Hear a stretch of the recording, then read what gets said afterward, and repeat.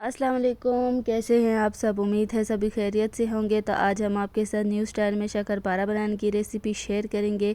तो वीडियो को कहीं से स्किप ना करें। चलिए स्टार्ट करते हैं। यहाँ पर हमने 3 कप मैदा ले लिया है, इस कप से नाप के, और इसके अंदर हम खड्डा बना लेंगे और इसके अंदर हम डालेंगे 1/3 कप घी।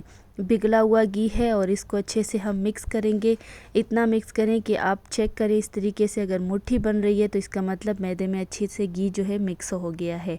तो अब हम इसको नीम गर्म पानी के साथ गूंद लेंगे, इसकी डो तैयार करेंगे। थोड़ा थोड़ा करके पानी डालेंगे और इसकी नॉर्मल डो तैयार करेंगे, ना ज़्यादा सख्त हो और ना ही ज़्यादा नरम हो। तो यहाँ पर आप देख सकते हैं डो हमारी रेडी हो गई है और ये देख सकते हैं नॉर्मली डो हमने तैयार की है। अब इसको ढक कर रख देंगे 10 मिनट के लिए। तो यहाँ पर 10 मिनट हो चुके हैं और डो सेट हो गई है अच्छे से। इसको बोर्ड के ऊपर रख कर रोल करेंगे और इसके हम 4 पेड़े बना लेते हैं।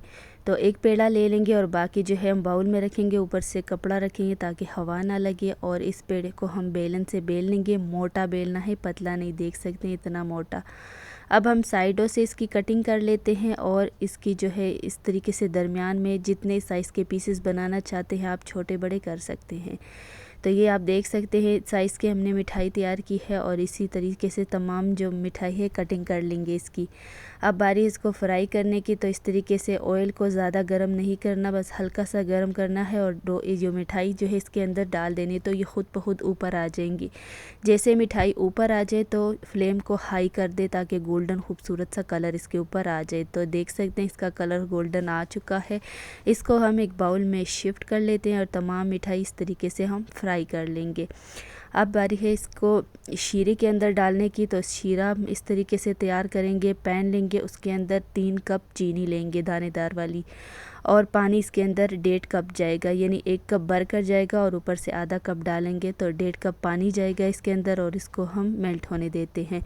फ्लेवर के लिए इसके अंदर इलायची जाएगी थोड़ी सी, और चंद कतरे इसके अंदर जाएंगे केवड़ा एसेंस के।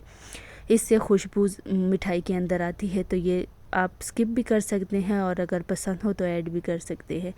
अब जो है शीरा हमारा रेडी हो गया है और टाइट वाला शीरा है, मतलब मोटे तार वाला शीरा है। अब मिठाई इसके अंदर शामिल कर देंगे। जैसे ही जाग बनने लगे तो चूल्हा हम बंद कर देते हैं और इसी तरीके से हम इसमें चमचा चलाते रहेंगे तो ये धीरे धीरे खुश्क हो जाएगा।